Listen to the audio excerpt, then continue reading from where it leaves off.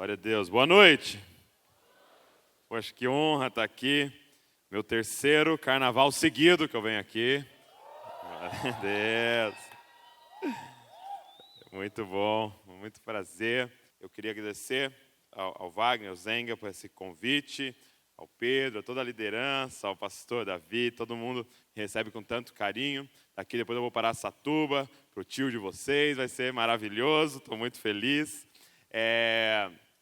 E assim que eu recebi o tema, Deus colocou algo no meu coração que eu quero compartilhar com vocês. Mas antes, você que não me conhece, meu nome é Douglas, sou lá de Bragança Paulista, casado com a Val há 10 anos. Temos a Luísa e o Davi de filhos. E a gente coordena esse movimento chamado Jesus Copy, que é um movimento online que prega que você é uma cópia de Jesus na terra. E que também é uma igreja lá em Bragança, que a gente chama de Família Jesus Copy. E se um dia você estiver por lá, vai ser uma honra recebê-lo, receber uma visita de vocês lá. Eu quero ministrar uma palavra sobre essência. Quero falar aqui da gente voltar para a essência, né? Então abre comigo em Gênesis capítulo 1, e eu quero que você abra no verso de número 27. Gênesis 1, 27. Ninguém pregou em Gênesis 1 ainda não, né?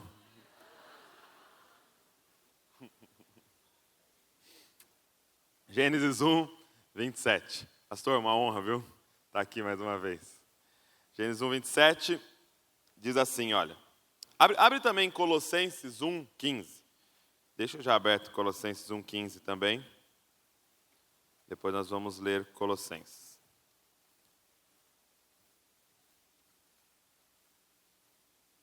Então, Gênesis 1, 27 diz assim: criou Deus o homem à sua imagem, a imagem de Deus o criou, homem e mulher os criou. Então, novamente, criou Deus o homem à sua imagem, a imagem de Deus o criou, homem e mulher os criou. Agora dá uma olhada em Colossenses, capítulo de número 1, verso de número 15, está falando sobre Jesus, Cristo, aqui. Verso de número 15 diz assim, ó, Ele é a imagem do Deus invisível, o primogênito sobre toda a criação, pois nele foram criadas todas as coisas nos céus e na terra, as visíveis e as invisíveis, sejam tronos ou soberania, poderes ou autoridades, todas as coisas foram criadas por ele e para ele. Feche seus olhos. Papai, muito obrigado, Senhor, pela honra de poder expor a Tua palavra, Senhor. Muito obrigado pela honra de estar aqui, Senhor, com essa família abençoada, Papai. Obrigado, Senhor Jesus, por essa noite de adoração. E nós queremos agora mergulhar na Tua palavra e pedir, fala com a gente, Papai. Fala, Senhor, aos nossos corações, Pai. Nos faz voltar à essência, nos faz voltar ao plano original que o Senhor tinha para nós, Papai. Senhor, eu quero te pedir que a Tua palavra seja como uma espada afiada hoje aqui, Pai. Penetrando o nosso coração, Senhor. Uma espada de 2 gumes, Senhor Jesus. Pai, vem e através dessa espada faz uma cirurgia em nós, Pai. Muda tudo que tem que ser transformado, Pai. Revela-nos a palavra, Senhor. Abre os nossos olhos para enxergar o que o Senhor quer nos mostrar, Papai. No nome de Jesus nós oramos. Amém. Esse texto diz, e você já sabe, que eu e você fomos criados à imagem de Deus. E completando com o que Paulo escreve aos Colossenses 1,15, você vai descobrir que a imagem de Deus é Cristo. Ok? Então, Cristo é a imagem de Deus. Eu e você fomos criados à imagem de Deus. A minha pergunta é, qual foi o molde que Deus usou para nos criar? Se a gente pudesse colocar assim, qual foi o molde que Ele usou para criar eu e você? Diga comigo, Cristo. Então, o plano original, a essência de tudo que Ele estava fazendo, era criar esse ser à imagem de Cristo. Criar esse ser que se parecesse com Cristo. Então, e o que a gente tem que compreender é que o que Deus está fazendo hoje, Deus está hoje restaurando todas as coisas. Ok? O que Deus está fazendo hoje? Restaurando todas as coisas. Qual é a obra de Deus? Restaurar todas as coisas. Agora eu te pergunto, o que é restaurar? Restaurar, gente, é diferente de reformar. Reformar é você pegar um lugar e falar, vamos dar uma melhorada aqui, vamos dar uma ampliada, vamos fazer mais um cômodo, vamos fazer mais um banheiro. Isso é reformar. Restaurar não.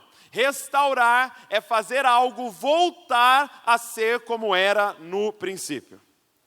Restaurar um quadro não é melhorar o quadro, é fazer ele voltar a ser exatamente como ele era quando o autor pintou. Deus está restaurando todas as coisas. Ele quer que tudo volte à essência do que era no princípio. E o que eu quero dizer para você, no princípio, eu e você éramos como Cristo. Então, qual é a obra de Deus hoje? Formar Cristo em nós. Deus quer nos fazer voltar ao plano original. Qual era o plano original? Que eu e você fôssemos a imagem de Deus. E quem é a imagem de Deus? Cristo. Jesus, Ele está formando Cristo em nós. Portanto, deixa eu abrir um parênteses aqui. Quem aqui gostaria de se envolver na obra de Deus? Levanta a mão assim. Quem aqui gostaria ou está envolvido na obra de Deus? Então deixa eu te falar. Deus está fazendo uma coisa. Formando Cristo em nós. A obra de Deus é essa, que Cristo seja formado em cada pessoa. Portanto, se você está fazendo alguma coisa que não forma Cristo em ninguém, é qualquer coisa, mas não é a obra de Deus. Se você for cantar, cante para que Cristo seja formado na nossa geração. Se você for pregar, pregue para que Cristo seja formado na nossa geração. Se você for escrever, escreva para que Cristo seja formado na nossa geração. Se for abrir um canal no YouTube, que seja para Cristo ser formado numa multidão, cara. Cristo em nós, cara. Ele está restaurando todas as coisas. Ele está fazendo a gente voltar para o plano original. E o plano original era nós, como Cristo. Agora, como que se dá esse processo da gente retornar à essência? Como que se dá esse processo? Dá uma olhada em 2 Coríntios, capítulo número 3. Olha como isso acontece.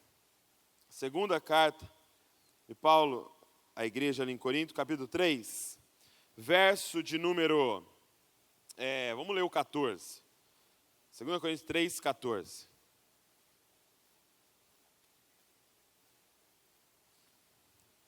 2 Coríntios 3, 14. Quem achou, diga, eu amo a Bíblia. Quem não achou, diga, eu também. Acha aí, então. 2 Coríntios 3, 14, diz assim, olha. Na verdade, e está falando aqui dos judeus, mas isso completamente se aplica a nós. Na verdade, a mente deles se fechou. A mente deles se fechou, pois até hoje o mesmo véu permanece quando é lida a antiga aliança. Não foi retirado, porque é somente em Cristo que ele é removido. De fato, até o dia de hoje, quando Moisés é lido, um véu cobre os seus corações. Mas quando alguém se converte ao Senhor, o véu é retirado. Ora, o Senhor é o Espírito, e onde está o Espírito do Senhor, ali a liberdade. E todos nós, com a face descoberta, contemplamos a glória do Senhor, segundo a sua imagem, estamos sendo transformados com glória cada vez maior, a qual vem do Senhor, que é o Espírito. Então presta atenção. O que o apóstolo está explicando é que aqueles homens, mesmo lendo as Escrituras, não enxergavam a Cristo. Aqueles homens, lendo as Escrituras, não viam Jesus. Por quê? Porque tinha um véu cobrindo eles. Porque tinha algo tampando a visão deles.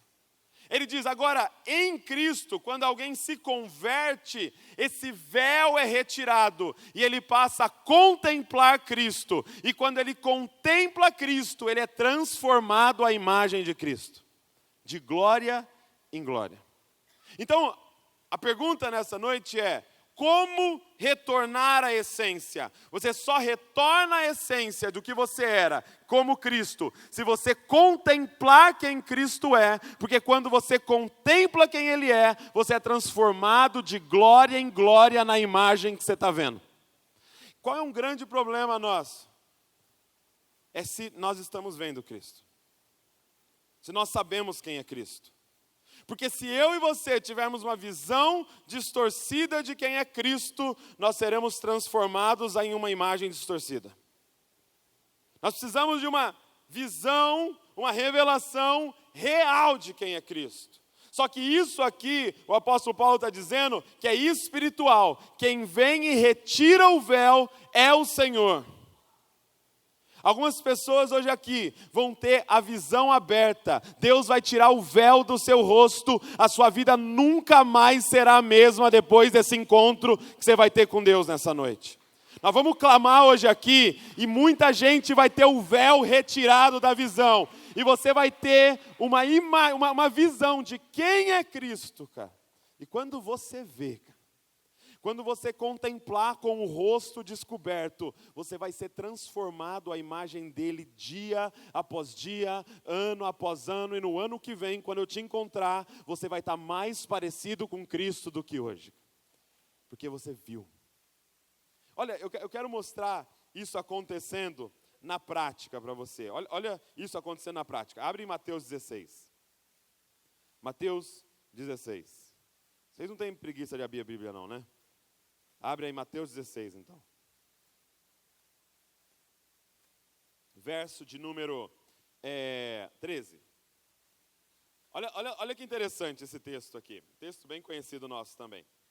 Mateus 16, verso 13. Chegando Jesus à região de Cesareia de Filipe, perguntou aos seus discípulos: quem os outros dizem que o Filho do Homem é? Então Jesus chega para os discípulos e pergunta: fazer uma pesquisa de campo aqui. Quem que o pessoal está falando que eu sou aí? Quem que o povo acha que eu sou? E aí, olha a resposta dos discípulos. Eles responderam: alguns dizem que é João Batista, outros Elias, e ainda outros Jeremias ou um dos profetas. Então, qual era a visão do povo em relação a Cristo? Fala, alguns viam a forma que Jesus trazia uma contracultura, a forma que Jesus combatia os fariseus e falou, cara, ele é como João Batista, ele é João Batista. Outros já olhando para os milagres e vendo os prodígios que ele fazia, ele diz, não, ele é Elias, ele faz milagres como Elias. Outros vendo as palavras duras e as profecias que ele trazia, ele disse, não, ele é Jeremias. E o que eu quero que você se atente agora nesse texto é que todas essas visões que o povo tinha de Jesus eram bíblicas. A minha pergunta, eram reais? Algum deles teve uma revelação de quem era Jesus? Não. Não bastava simplesmente ter uma revelação bíblica. Nós precisamos da revelação real de quem é Cristo. E o problema é que se eles têm uma visão distorcida de quem é Jesus, eles vão ser transformados em uma imagem distorcida. Porque você é transformado à imagem que você contempla. Esse é o problema. A pergunta é, quem eles dizem que eu sou? E aí, ele volta a pergunta para os discípulos, e ele diz assim no verso de número 15. E vocês? Perguntou ele. Quem vocês dizem que eu sou? E aí Simão Pedro respondeu, tu és o Cristo, o Filho do Deus vivo. De Pedro se levanta ali como representante do grupo e fala, eu sei quem você é. Você não é Elias, você não é João Batista, você não é Jeremias, você não é um dos profetas. Tu és o Cristo. Quem era o Cristo? O ungido, o escolhido, aquele que nós estamos aguardando há milhares e milhares de anos, aquele que foi profetizado em Gênesis capítulo de número 3, que viria e esmagaria a cabeça da serpente de uma vez por todas. Você é o filho de Davi, que vai sentar no trono eternamente. Tu és o Cristo, o Cristo, o Filho do Deus vivo. E, gente, essa declaração ela é poderosíssima. Você dizer que alguém era filho de alguém, nesse contexto, era dizer que alguém era igual ao Pai. Então, é por isso que, se você assiste o filme lá, O Filho de Deus, você lembra quando é o momento em que os líderes religiosos decidem crucificar Jesus? Quando ele diz, eu sou o Filho de Deus. Porque declarar eu sou o Filho de Deus era declarar eu sou igual a Deus. Era declarar eu sou Deus. O DNA dele é o meu DNA. Então, Pedro fala quem Cristo é. Agora eu te pergunto, como que Pedro chegou nessa conclusão? E aí Jesus diz na sequência, olha o que Jesus diz. Respondeu Jesus, feliz é você, Simão, filho de Jonas, porque isso não lhe foi revelado por carne ou sangue, mas por meu Pai que estás nos céus. Portanto, entenda uma coisa nessa noite. Essa revelação, isso daqui não é raciocínio lógico. Isso aqui não é estudo teológico. Isso aqui é revelação do céu. Compreender, contemplar a Cristo é uma revelação do Pai. Não é esforço intelectual, não é estudar mais, é ter uma revelação de Deus de quem é Jesus, cara. Tu és o Cristo, o Filho do Deus vivo. Ah, Pedro, isso aí não é raciocínio, isso aí não é porque você é inteligentão, não. Isso aí é o meu Pai que revelou para você, cara. Foi meu Pai que te revelou. Agora presta atenção. Quem era Cristo? Pedro tem essa revelação. Tu és o Cristo. O que é Cristo, gente? Cristo, a melhor definição que eu poderia te dar seria, Cristo é o ungido, o escolhido. Para quê? Para entregar a vida em favor de muitos. Quem é Cristo? O escolhido para entregar a vida pela salvação de muitos. Esse é Cristo. E ele tem essa revelação, tu és aquele que foi escolhido para vir e nos salvar com a sua vida. Agora, quando Pedro tem uma revelação de quem é Cristo, olha o que acontece. Verso de número 18. E eu lhe digo que você é Pedro, e sobre essa pedra edificarei a minha igreja, e as portas do Hades não poderão prevalecê-la. Eu lhe darei as chaves do reino dos céus, e o que você ligar na terra terá sido ligado nos céus, e o que você desligar na terra terá sido desligado nos céus. Presta atenção no que acontece. No momento em que Pedro tem uma revelação do Pai de quem é Cristo, Cristo libera para Pedro uma revelação de quem é Ele. Presta atenção. No momento em que Pedro entende quem é Cristo, Jesus libera sobre ele uma revelação de quem é Ele e qual é a missão dele. Portanto, eu vim dizer para você que a sua identidade, que você tanto busca saber qual é, está escondida em quem é Cristo. Você saber quem você é, passa primeiro em você saber quem Cristo é. A sua identidade está escondida em Cristo. Eu lembro que eu estava numa confraternização na chácara com o pessoal da igreja. Aí eu fui jogar bola lá com eles. Aí eu lembro que eu tirei meu relógio assim, coloquei no pé da trave, fui lá jogar bola. Aí terminou o futebol, nós fomos lá tomar café, tal. E depois tomando café que eu lembrei do meu relógio. Aí eu fui lá para o campo para procurar meu relógio. Aí eu estou procurando meu relógio, e eu não acho, e não estava onde eu deixei. Comecei a ficar desesperado, falei, meu Deus, cadê meu relógio, cadê meu relógio? Aí viram que eu estava procurando lá, e alguém perguntou, você está procurando seu relógio? Eu falei, estou. Ele falou assim, está com a Val, entregaram para sua esposa, para a Val. Aí eu falei, obrigado. E aí eu parei de procurar meu relógio, e passei a procurar a Val. Porque não fazia mais sentido procurar o meu relógio, se eu sei que o meu relógio está escondido com a Val. O que eu vim dizer para você é, para de buscar a sua identidade, porque eu vim dizer para você que tem alguém segurando a sua identidade. O nome dele é Cristo Jesus. E o dia que você tiver uma revelação de quem é Ele, Ele vai te dar a sua revelação de quem é você. Por quê? Porque quando eu compreendo quem é Cristo, eu compreendo quem sou eu. Porque você foi feito à imagem dele. E só quando você entender quem é o molde, que você vai entender quem é você. Só quando você entender quem é o original, que você vai entender a cópia de quem você é. Você foi criado para ser aquilo. Quando você contempla quem é Ele, você fala, entendi, eu fui criado para ser como Ele. Gente, entenda uma coisa. Cristo, no Novo Testamento, não é um indivíduo, é um ser coletivo. Presta atenção. Cristo, no Novo Testamento, não é um indivíduo, é um ser coletivo, composto de um cabeça chamado Jesus Cristo e de um corpo chamado igreja. Esse ser coletivo, essa família forma Cristo. Portanto, você está sentado do lado de alguém que é Cristo. Olha para o lado aí.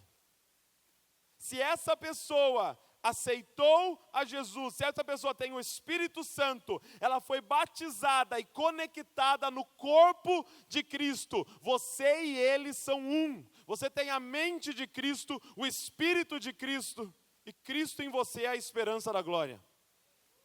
Quem está entendendo o que eu estou falando? Quando você entende quem é Ele, você entende quem você é, porque você é um membro dEle. Quando você compreende para que Ele está aqui, você entende para que você está aqui, porque você faz parte dEle. Você foi criado para estar conectado a Ele, você foi criado para ser como Ele. Nós fomos criados para ser como Cristo. E eu vim dizer isso para você, gente. Para que nós fomos criados? Nós fomos criados para entregar a vida em favor de muitos. Nós fomos criados para entregar a vida em favor de muitos. Por que sua vida está um caos? Porque você está indo contra o natural da sua vida. Você está tentando preservar ela, sendo que você foi criado para entregar ela, porque você é como Cristo. Por que nós estamos vendo a geração com maior depressão da história? Porque a nossa geração está tentando achar a vida. E quem tentar achar a vida vai perder. Mas quem perder a vida, achou. Porque para que você foi criado? Para perder a vida. Então, entenda uma coisa. Igreja não é o lugar para você se achar. Igreja é o lugar para você se perder. Igreja não é onde eu vou te ensinar a se achar. Igreja é onde nós vamos te ensinar a se perder. Porque você foi criado para perder a vida.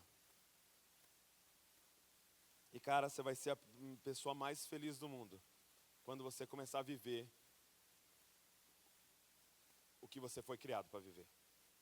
Você foi criado para ser Cristo. Você e eu, nós fomos criados para entregar a nossa vida. E quando você passar a entregar a sua vida, você vai achar a sua vida. Sabe, num auditório como esse, eu consigo olhar para a cara de todo mundo aqui, ó. Eu consigo ver a face de todo mundo. Eu consigo olhar para a expressão facial de cada pessoa aqui, principalmente quem está mais próximo aqui. Nesse auditório maravilhoso aqui, só tem uma face que eu não consigo enxergar. Só tem um rosto nesse auditório que é invisível para mim. Você sabe qual é? O meu. Só tem um rosto que eu não enxergo. Só tem um nariz que eu não estou vendo. Só tem uma barba que eu não consigo ver se tem uma meleca pendurada. Não tem, né? É a minha. Sabe por quê, gente? Porque eu não fui criado para olhar para mim. Eu fui criado para olhar para você. E você não foi criado para olhar para você. Você foi criado para olhar para mim. Portanto, quem criou esse negócio de espelho e de selfie fomos nós. Quem criou esse negócio de ficar tentando olhar para a própria cara e tirar foto da própria cara e postar a própria cara para curtir a própria cara e comentar na própria cara, foi nós. Só que é isso que está nos matando, porque você não foi criado para isso. Você foi criado nos moldes de Cristo. Você foi criado para olhar para os outros. Eu estava assistindo um filme. Vocês têm problema se eu der um spoiler assim no final de um filme? Assim? Não, né? Depende, né, do filme. Eu estava assistindo um filme no Netflix chamado Toque Toque. Quem já viu Toque Toque aí? É um filme sobre pessoas com toque, né? Muito bom o tema, né? Toque Toque. E aí é uma galera com toque e eles vão para o consultório de um psiquiatra. E aí eles chegam lá e cada um tem um toque diferente. Então tem um que tem um toque de limpeza, tem um que tem um toque que ele não pode pisar nas linhas. Então ele fica só... Ó, tem gente se identificando aí. Tem um toque que ele não consegue se controlar e fala palavrão. Tem outro que tem um toque, tem uma que tem um toque de ficar fazendo sinal da cruz toda vez e tal. Então tem vários toques. Ela acha que esqueceu a chave todas as vezes, então ela fica procurando na bolsa constantemente a chave. Ó, outras pessoas se identificando aí, já preocupada com a chave, já pôs a mão no bolso. Então todos eles se encontram para ir nesse psiquiatra, porque esse psiquiatra tem a fama de ser muito bom e tal. Só que acontece, todos eles foram marcados no mesmo horário. E eles se encontram todos na recepção lá do psiquiatra. Então você imagina o caos. Toda essa galera com toque no mesmo lugar ao mesmo tempo. Aí o psiquiatra atrasa, perde o voo lá e não consegue chegar. E eles estão lá esperando. Aí eles decidiram, cara, tem uma ideia. Um deles lá tem uma ideia. Vamos fazer o seguinte, vamos simular aqui uma terapia de grupo nós aqui. Aí ele falou assim, uma vez eu fui na terapia de grupo e era o seguinte o desafio. O desafio era ficar 3 minutos sem fazer o seu toque. E todo mundo fica provocando e você tem que ficar 3 minutos sem fazer o seu ritual. Aí eles sentavam cada um lá na cadeira e ficavam 3 minutos provocando ele e tal, para ver se ele ia fazer o toque. E ninguém conseguiu, todos fizeram o toque, menos de 3 minutos. Eles estavam tudo frustrados. Ninguém conseguiu, a gente nunca vai ser curado, a gente vai viver com isso para sempre e tal. Só que um teve um insight. Um percebeu uma coisa. Enquanto eles estavam sentados, tentando não fazer o toque deles, ninguém conseguiu. Mas eles perceberam que todos que estavam tentando ajudar o que estava sentado, ficaram por horas sem cumprir o toque deles. Porque qual era o problema do toque deles? Viver focado neles. Sabe qual é a cura da nossa geração? É a gente parar de olhar para nós e viver o que nós nascemos para fazer. Eu e você nascemos para ser como Cristo, o escolhido para dar a vida em favor de muitos, cara. Nós nascemos para isso. Gente, esse é o seu natural. Assim como é para um pássaro voar, para um peixe nadar, é para nós, os nascidos de novo, entregar a vida em favor de muitos. É isso que Jesus, é muito interessante, porque quando Pedro tem essa revelação, eu acho que Jesus fica animadíssimo, cara. Meu Deus, eles entenderam, posso começar a falar, posso parar de usar parábola e posso começar a jogar real para eles. Porque olha o que Jesus diz na sequência, verso de número 21. Desde aquele momento, Jesus começou a explicar a seus discípulos que era necessário que ele fosse para Jerusalém e sofresse muitas coisas nas mãos dos líderes religiosos, dos chefes dos sacerdotes, dos mestres da lei, e fosse morto e ressuscitasse no terceiro dia. Ele começa a dizer para eles, beleza, vocês entenderam que eu sou Cristo, então deixa eu te dizer o que o Cristo faz. O Cristo entrega a vida para que outros vivam. O Cristo dá a vida, gente. Gente, talvez nós entendemos errado o que é ser cristão. Ser cristão, gente, não é ganhar um bilhete sorteado para ir para primeiro da fila. Ser cristão é aceitar ir para o último da fila, feliz, porque todo mundo está indo antes de você. Ser cristão não é um bilhete premiado para comer primeiro. Ser cristão é comer por último e ver se está todo mundo alimentado antes de fazer seu prato. Ser cristão não é pegar o melhor lugar. Ser cristão é ficar de pé se for necessário para que outros sentem. Ser cristão não é achar a melhor vaga. A gente acha uma vaga bem pertinho e fala, Jesus cuidando de mim. Cara, talvez Jesus estacionaria lá longe para que pessoas com maior dificuldade estacionassem perto, cara. Isso é ser Cristo, cara. E nós fomos chamados para ser Cristo. Sabe, gente, nós não podemos transformar a igreja numa escola de moralidade. A igreja é uma escola de formar Cristos. não seres morais simplesmente. Jesus disse, se a vossa justiça não exceder em muito dos escribas e dos fariseus, jamais entraremos no reino dos céus, porque ser Cristo excede a justiça, gente. Sabe, a gente pensa que agora ser crente é fazer as coisas certinho. Esses dias eu vi, o negócio está tão ruim na nossa nação também que complica, né? Esses dias eu vi uma matéria no G1. Primeira página do G1 ali. As matérias de destaque no Brasil. Estava escrito assim, ó. Homem encontra a carteira no chão e devolve. Falei, meu Deus, isso é maravilhoso. Ele achou uma carteira que não era dele e devolveu. Esse cara é um herói da nação. E tem muita gente que leu essa matéria e eu tenho certeza que pensou, esse cara é crente. Certeza que ele é crente. Porque a gente associou crente com alguém bonzinho. Só que isso não é coisa de crente, isso é coisa de cidadão. Isso é coisa de normal. Todo budista, todo espírita, todo ateu faz isso. Porque isso é o normal, devolver a carteira que não é sua. A gente pensa que isso é ser crente. A gente pensa que ser crente é mais ou menos assim, ó. Você está lá dirigindo e de repente o cara na sua frente freia com tudo. E aí você não vê e bate na traseira dele.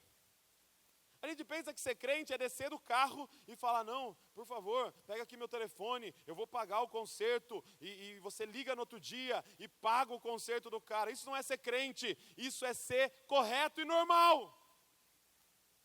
Todo mundo deveria fazer isso. Isso é o normal. O que é ser cristão, gente?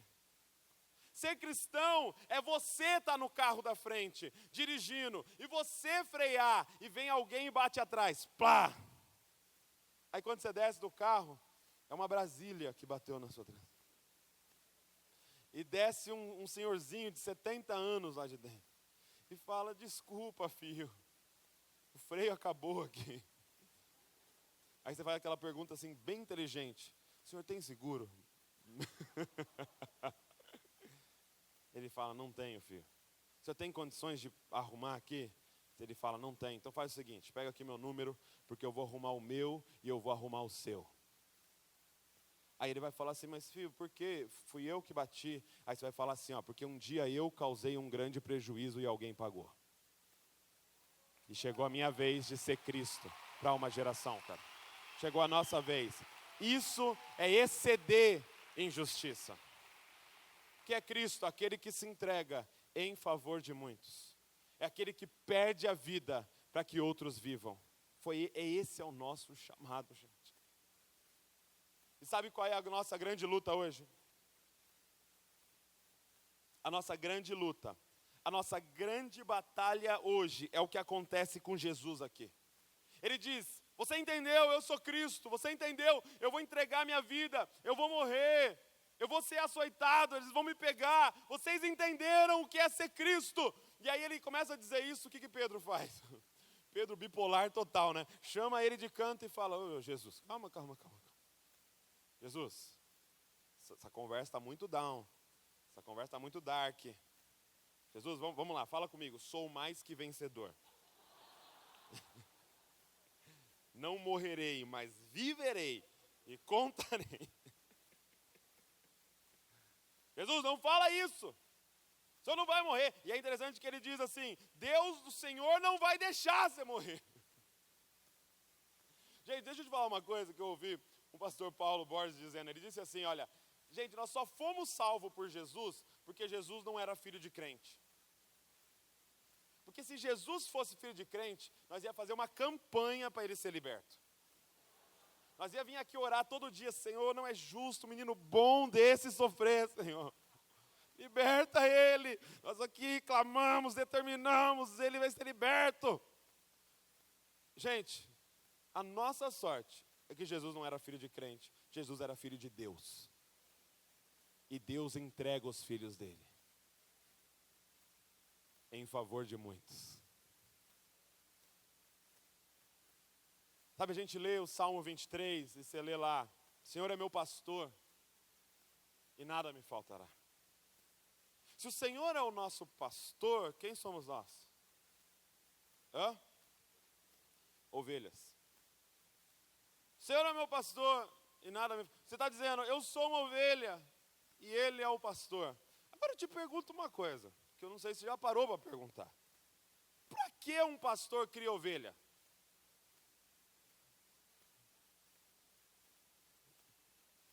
Alguém tem ovelha em casa de estimação? Essa é minha ovelhinha aqui, dou banho nela. Ovelha serve para duas coisas. Enquanto está viva, enquanto está lá, ela vai te dando lã. E de repente ele fala, vamos comer essa ovelha. Sabe por que ele está dando bastante comida para você? Te abençoando bastante? Para a gente morrer. Para que outros se alimentem. E sabe o que ele diz? Ele prepara uma mesa na presença dos meus inimigos. E sabe o que a gente pensa? Nós vamos estar sentados lá, com o cálice transbordando e falando, tá vendo a minha vitória, né? Vocês estão vendo tudo eu aqui agora, vocês me humilharam e agora está aqui o Senhor me abençoando. Não, meu irmão. Quando você amadurece, você entende que a refeição nessa mesa é nós. A refeição, a ovelha que Ele está servindo nessa mesa, é eu e você que Ele estava pastoreando. Por quê? Porque Ele nos criou para entregar a vida em favor de muitos, cara. Quem está disposto a ser cristão? A ser um pequeno Cristo? Sabe qual é a nossa batalha hoje? Quando Jesus fala isso, Pedro se levanta. Aqui ele teve uma revelação do Pai. Mas agora ele se levanta no espírito do anticristo. Ele diz, isso não vai acontecer com você. Basicamente o que ele estava dizendo é, poupe-se, Jesus. Poupe-se. E aí Jesus olha no olho dele e diz, para trás de mim, Satanás. Porque você não cogita das coisas de Deus, mas você cogita das coisas dos homens. O que se levanta ali na boca de Pedro? O espírito do anticristo. A gente fica nessa negócio do espírito do anticristo, que é um chip na testa, na mão, e a Motorola, e não sei o que vai pegar nós, a Hello Kitty, e sei lá quem. O Pokémon, sei lá quem vai ser. E aí a gente perde a simplicidade do que é a palavra de Deus, gente. O que é o espírito do anticristo? É o espírito que é anticristo. O que o espírito do anticristo quer fazer na nossa vida? Nos impedir de ser Cristo. E como ele impede a gente de ser Cristo? Fazendo a gente adorar a besta? Não, fazendo você adorar a si mesmo. Porque o que é Cristo? Aquele que entrega a vida em favor de muitos. O que é o anticristo? Aquele que vive para si mesmo. Pedro se levanta e fala, Jesus, pensa um pouco mais em você. Jesus, você precisa se cuidar mais. Jesus, eles não te merecem. Olha para você. Gente, quando a serpente entrou no jardim, ela não mandou Eva e não mandou Adão adorar a ela. Vamos fazer cultos à serpente agora. Se prostre diante de mim. Não, elas disseram, seja você o Deus da sua vida. Adore a si mesmo, adore o seu ventre. Viva para você. Nós estamos numa batalha ferrenha na nossa geração com o espírito do anticristo que quer que a gente viva para nós mesmos e não entregue a vida em favor dos outros. E nós vamos ter que vencer esse espírito. Nós vamos ter que vencer esse espírito hoje aqui. Nós vamos ter que esmagar essa serpente hoje aqui e declarar, nós somos Cristo Jesus para essa geração, cara. Nós somos Cristo Jesus para essa geração. Vou te dizer uma coisa, Jesus Cristo fez a parte dele, chegou a vez do Douglas Cristo fazia dele, chegou a vez do Davi Cristo fazia dele, chegou a vez da Val Cristo fazia dela, chegou a sua vez de ser Cristo para essa geração e entregar a vida. Ele diz assim, como o Pai me enviou, eu envio vocês. Eu envio vocês. O que Jesus está fazendo, cara, na nossa geração? Nos fazendo voltar à essência. E qual é a essência? Ser como Ele. Ser como Ele. Viver para os outros, cara. Entregar a vida para que outros vivam. Douglas, como é que isso vai funcionar na prática? Na prática você não vai fazer faculdade para ganhar dinheiro. Você vai fazer faculdade para servir outras pessoas. Você não trabalha para ganhar dinheiro, você trabalha para que outros vivam. Você trabalha para que outros tenham justiça. O nosso recurso é para isso, o nosso tempo é para isso, as nossas forças é para isso. Entrega a sua vida. Se for advogado, seja um advogado Cristo. Se for um médico, seja um médico Cristo. Se for uma manicure, seja uma manicure Cristo. Se for jogador de futebol, seja jogador de futebol Cristo. Entregue a sua vida para que outros vivam. O que é isso, Douglas? São patrões que recebem menos para que seus funcionários recebam mais. O que é isso, Douglas? São gerentes que compartilham o bônus com os outros também. Por quê? Porque eles entregam a vida para que outros vivam. Nós abrimos mão dos nossos privilégios para que outros vivam. Esse é o nosso chamado. E posso dizer para você uma coisa, se você começar a perder sua vida, você vai achar, cara. Eu estou dando para vocês a cura da depressão da nossa geração. Para de olhar para você e começa a olhar para os outros. Começa a olhar para ele e para os outros. Para ele e para os outros. O que nós precisamos hoje? De uma revelação de quem é Cristo. Temos que ter os nossos olhos abertos para contemplar ele e ser transformado à imagem dele, de glória em glória, de glória em glória. Fica de pé no seu lugar. Gente, esse é o nosso desafio.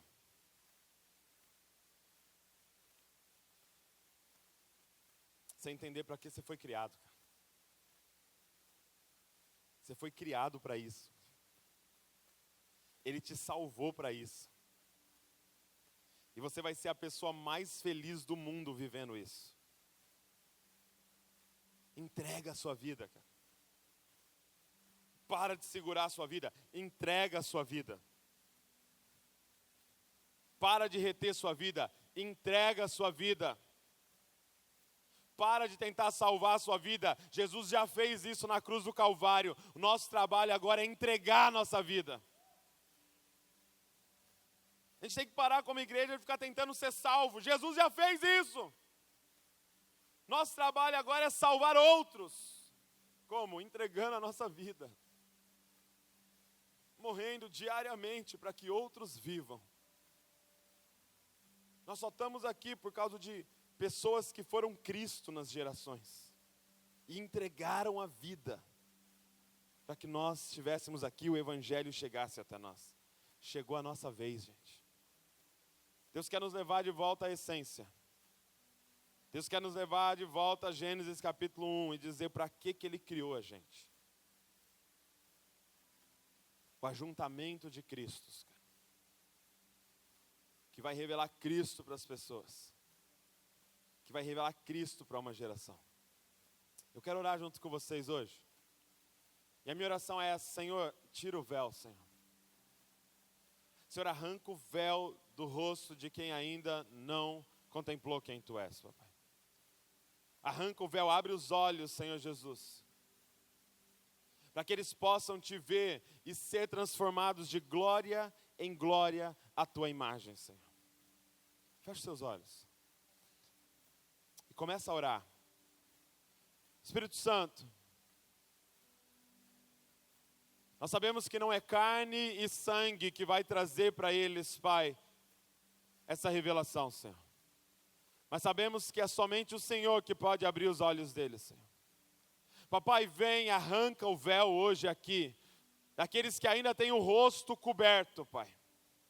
Daqueles que só conhecem um Jesus histórico, Senhor. Daqueles que só conhecem um grande profeta do passado. Daqueles que só conhecem o Deus do pai deles, Pai. Eu quero Te pedir, arranca o véu do rosto deles, Pai. E deixa eles contemplar quem Cristo é hoje, Pai. E ao contemplar quem Cristo é, que eles contemplem quem eles são para essa geração, Deus. Papai, eu quero clamar a Ti, nos põe de volta no plano original do Senhor para nós, Pai. Mesmo em meio a esse mundo caído, nos faz viver o céu na terra, Senhor. Pai, eu quero Te pedir, faz que essa geração seja uma geração profética, Senhor, que profetiza sobre o tempo do fim, já sendo como se todas as coisas estivessem restauradas, Papai. Pai, levanta esses jovens, esses homens, essas mulheres como Cristo para essa geração, Pai. Que eles sejam aqueles que vão se entregar para que a família deles sejam salvas. Que eles sejam aqueles que vão se entregar para que a faculdade deles sejam salvas, para que os ambientes de estudo deles sejam salvos, para que os ambientes de trabalho deles sejam salvos, Senhor. Abre os nossos olhos, Senhor. Abre os nossos olhos, Pai. E enquanto contemplando, nos transforma de glória em glória, de glória em glória a sua imagem, Senhor. Diga isso: Jesus, eu quero ser como Tu és. Diga isso: Jesus, eu quero ser como Tu és. Jesus, eu quero ser como Tu és. Jesus, eu quero ser como Tu és. Jesus, eu não simplesmente admiro o que o Senhor foi, eu quero ser como Tu és, Senhor. E faz uma cópia Tua, Senhor. Aonde eu pisar, aonde eu entrar, Senhor. Nos faz mais parecidos com Cristo, Senhor. Enquanto você adora, continua orando ao Senhor. Os Teus olhos me viram quando em secreto fui criado.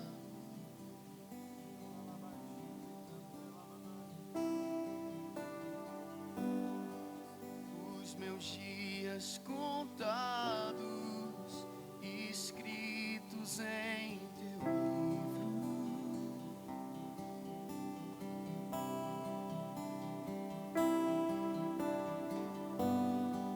Com um sopro divino, puseste vida em mim.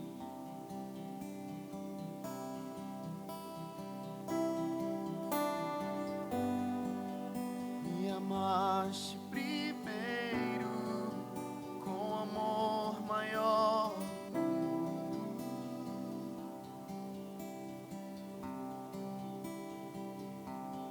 Como são preciosos os Teus pensamentos por mim, amado da minha alma. Como são preciosos os Teus pensamentos por mim, amado da minha alma. Senhor, te amo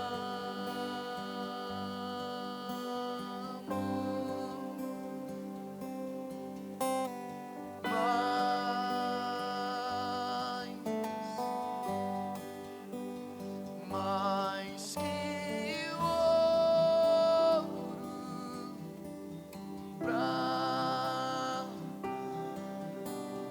mais que nem as estrelas do céu conteriam o Teu amor sem fim. Nem as estrelas do céu conteriam o Teu amor sem fim. Senhor, te amo. Senhor, te amo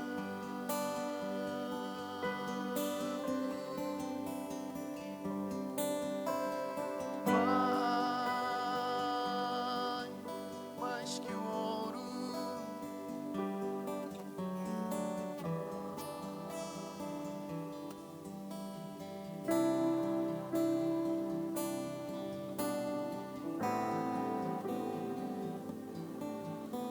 Senhor, te amo. Senhor, te amo.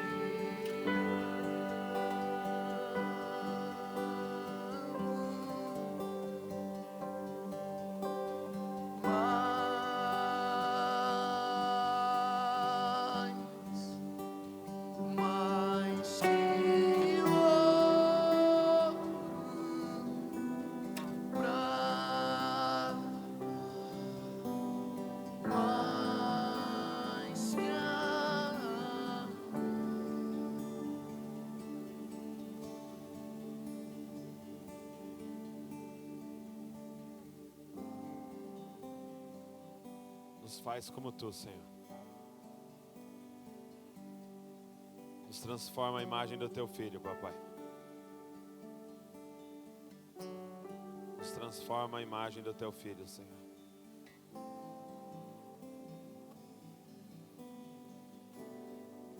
Sabe, deixa eu dizer uma coisa aqui antes de a gente encerrar. O propósito de Deus, gente, não é te fazer confortável. O propósito de Deus não é te fazer feliz.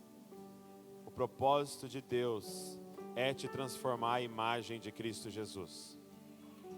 Ele diz: todas as coisas cooperam para o bem daqueles que amam a Deus e foram chamados segundo o seu propósito. Qual é o propósito? Uma família de muitos filhos parecidos com Cristo Jesus. Quando você entende esse propósito, tudo muda. Quando você entende esse propósito, as suas relações mudam. Quando você entende esse propósito, a perspectiva muda. Porque Jesus está lá dizendo que é Cristo e que vai se entregar. E aí Pedro se levanta e fala: não, Jesus, você não merece sofrer, você é demais, você é o top. Ele olha para esse cara elogiando ele e fala: para trás de mim, Satanás. Agora você lê uns capítulos para frente, ele está lá no Getsemane, orando, sangrando, ele se levanta e vem os soldados romanos e no meio um cara chamado Judas. E esse cara vem para beijar o rosto dele, entregar ele para a morte. E quando esse cara vem, ele olha no olho desse cara e diz: amigo. Por quê? Porque aqueles elogios atrapalhavam ele de ser Cristo, e aquela traição empurrava ele para ser Cristo. O problema é que a gente abraça aqueles que estão nos elogiando e quer afastar de nós aqueles que estão nos traindo, porque a gente não entendeu o propósito de Deus. Esses dias, um menino que eu discipulo chegou para mim triste, falou assim: cara, tô muito chateado. Eu falei: o que foi? Os caras me caluniaram, os caras falaram que eu fiz um negócio que eu não fiz, e eu estou muito chateado com eles. Eu falei: cara, você deveria estar alegre. Eu falei para ele: você deveria chegar na sua casa e falar: mãe, você não sabe o que aconteceu a coisa mais da hora do mundo. O que foi, filho? Fui caluniado. Aí sua mãe ia olhar para você e falar: não entendi, por que você está feliz? Aí você ia responder assim: porque eu fui achado digno de ser como Cristo. Eu fui achado digno de ser como Ele foi. Eu fui achado digno de sofrer como Ele sofreu. E se nós estamos sofrendo como Ele sofreu, nós seremos glorificados como Ele foi glorificado, cara. Nós somos Cristo para essa geração. Por isso entenda, aquele chefe mala que você tem é o cara que está formando Cristo em você. Aquela pessoa que te persegue lá no serviço é a pessoa que está formando Cristo em você, cara. Ela está te empurrando para o seu destino original, ser como Ele, cara. Então se alegre, regozije-se quando caluniarem você, quando perseguirem você, quando mentirem sobre você, porque assim fizeram com os profetas que vieram antes de nós. Aplauda o Senhor mais uma vez nesse lugar. Glória a Deus.